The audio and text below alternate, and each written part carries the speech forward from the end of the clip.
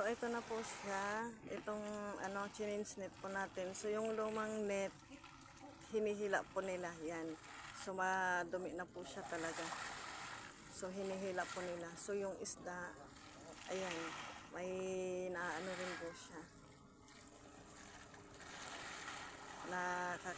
Naiipit yan. So, hindi po yan maiiwasan, may naiipit.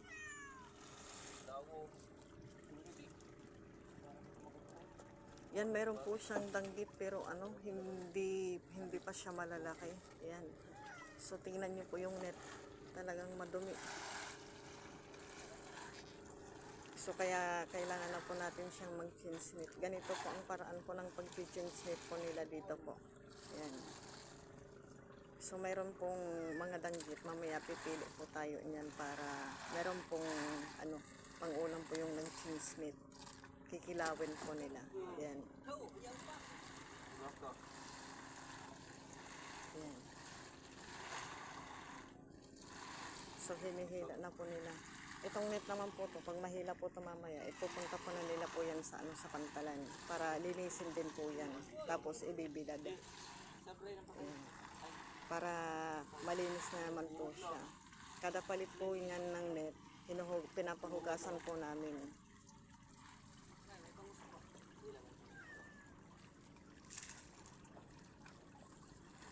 Yan, so kunti lang po yung danggit. Maliliit pa daw yung danggit, maliliit pa. Yan, so wala tayong mapang-ulam.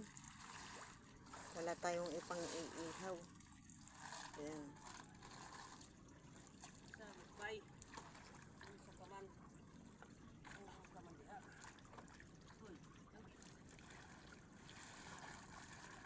Yan, may tumatalon-talon po na bangus talaga. Gusto niyang sumama, hindi po pwede.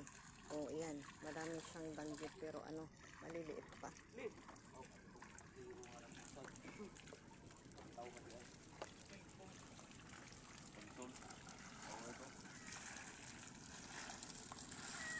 Yan, so merong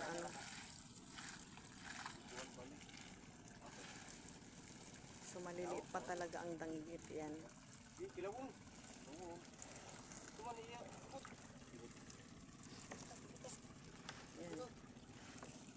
So sisibutin po yung yung danggit yan.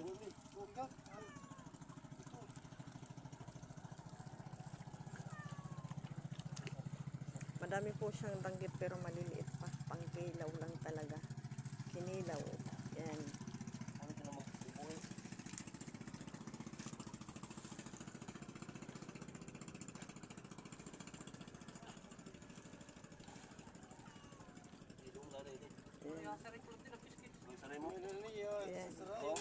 Yan.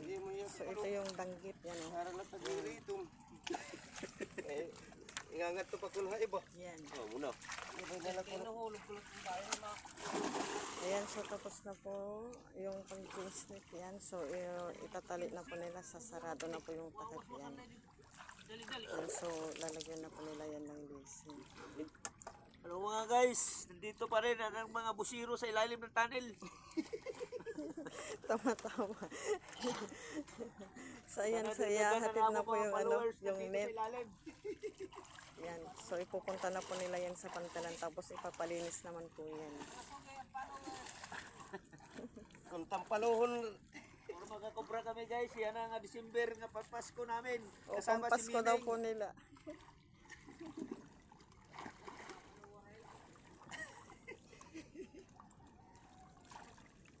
Guys, mahirap na nito. Mahirap na ang pagkabuhay mo namin dito guys. Hindi na kami naasinso, papunta pala. Papunta pa lang kuya. So kumusta ang buhay dito po sa dagat kuya Oleg? Mahirap. Mahirap din? Ang buhay dito. Ilalim ng dagat, puro sisi lang mukha namin. Ikaw kuya Julius, anong hanap buhay mo dito sa dagat kuya? Lalo pagyakan, binuwang. Ay, tawa pre guys. Kuya Julius, anong hanap buhay mo dito? Pag lambat lang, lambat. Naglalambat. So yung panlambat, nakakasapat din kuya para sa pamilya mo? Medyo. Oh, kaya na rin kuya, nakakaraos din sa Nakaraos pang-araw-araw. pa rin. Ikaw kuya ulit. Isang araw. Nakakaraos isang, din. Isang araw, 500 lang. Sa isang araw, 500 lang kuya. Okay na to. Tapos, Sa akin. sa susunod na araw, panibago na naman. 500. Basta araw-araw. Pero Araw-araw. Walang araw. Walang 500. Okay, so pag wala daw income po sa ibang araw, talagang wala po. Hirap palang buhay dito So sa mahirap po din po ang sa hanap buhay Pilipinas. din po dito sa dagat. kain tulog. Kain tulog daw. So kailangan talaga hanap buhay parati para merong pang support sa pamilya.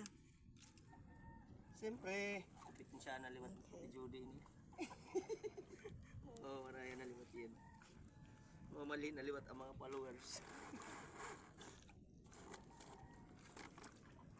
So nandito ngayon si Kuya Roger, tahimik lang. Saka sa sumisid, napagod din pagsisid po. Yan.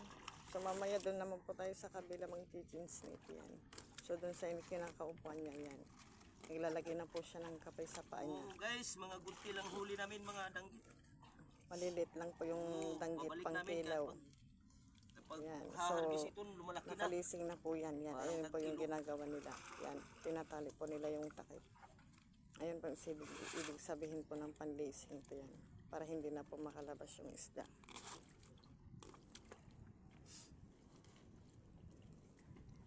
So hanggang dito na lamang po. Salamat po for watching.